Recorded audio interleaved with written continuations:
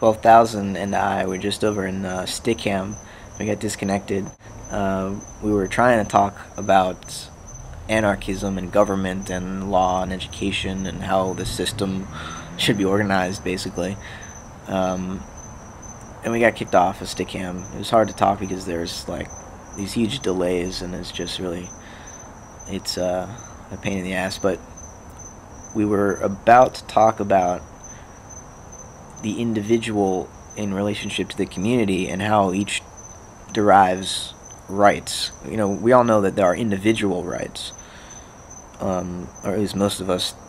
It just seems like an obvious place to start, or a necessary place to start to talk about, the basis of morality, because we want morality to be rational. And well, if there's anything rational in the universe, it's me.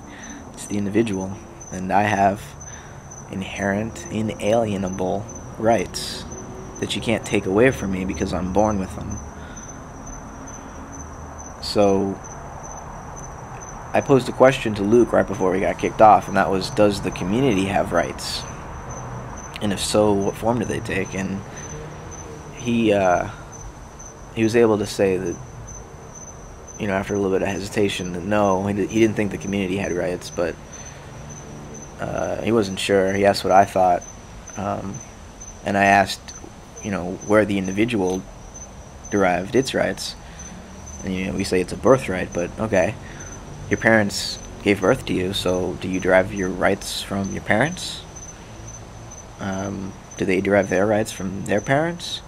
I mean, I guess it comes down to the question of whether or not we own our bodies, which Luke and I have, thought about maybe getting into, but kind of shied away from it because, I would love to talk about it because it's philosophical. It forces you to sort of take off into those airy metaphysical heights and kind of figure out or find your way around unexplored territory using nothing but language and imagination. Not sure exactly what you're going to find, but you could find something out that's, well, it's going to be so clear and rational that you're going to have to accept it, even if it's completely contrary to what you had believed prior. If we really ask and attempt to answer that question about where the individual derives its rights, traditionally it was from God. God grants us these rights because we are a free will, a soul that can do as it pleases, good or evil. You can make your choice. You're a moral agent. And of course, we kind of secularized this idea by just saying, well, human beings have rational minds because they speak a language, and language is logical, or at least it can be. And so we derive our individuality, our free will, from our ability to think about the world in a logical, rational way, using words, language.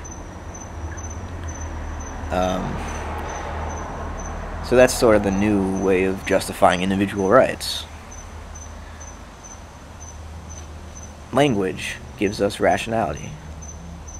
And I guess more progressive ethical philosophers would say that, well, animals may have rights too, even though they can't necessarily speak a language. They still experience the world. They have an awareness of self in some way. So we should respect them as much as we respect any rational human being. So it must not be rationality that gives us our individual rights. So what is it? If it's not God, the only other available option, I think, is the community.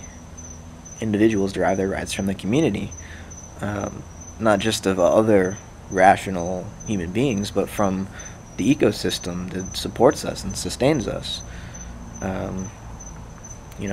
the atmosphere, the climate, um, the agriculture, the wildlife, the insects, I mean, the bacteria, all these living organisms that contribute to sustaining our lives are part of our community, and we need to respect those other members of our community,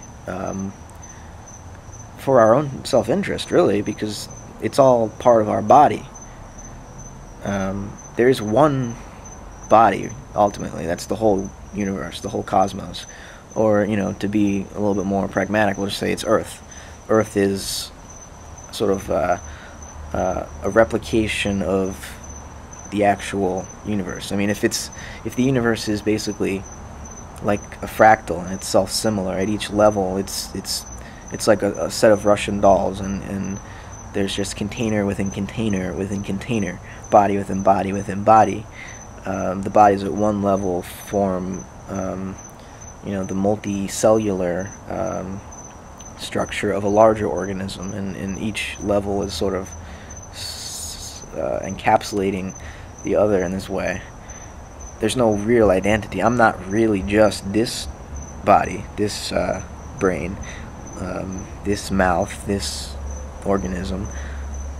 I can only speak because I share a language with others. I learned to speak by being raised alongside others, and my words have no meaning outside that shared history. So what does it mean ultimately to be rational, to be an autonomous agent who can think for themselves? Well, it means you were raised very well by your community, and you still exist within your community. You're not in a vacuum. The world's not all about you, because you are a product of your community, whether you like it or not. You derive your right to exist from your community, not just your parents, but their parents, and the whole biosphere that we share, our genomes with, or at least that we share a lot of genes with, and we share an evolutionary history with. And we can't leave out the Earth itself, the rocks, the minerals, the elements, the atoms that allowed this whole solar system to exist. It's all part of the community too. We exist because of that community, just as that community exists because of us, because of our observation of and participation in it. We have this point of view, and we call the point of view the individual, but there's no point without a view, no observer without an observed, no individual without a community, no organism without an environment. So that's what I would say about that, and hopefully Luke will get back to me and try to make some sense of that. I have a feeling he'll probably agree with me, but if you don't, Luke, fire back something good, and we'll go from there. Take it easy.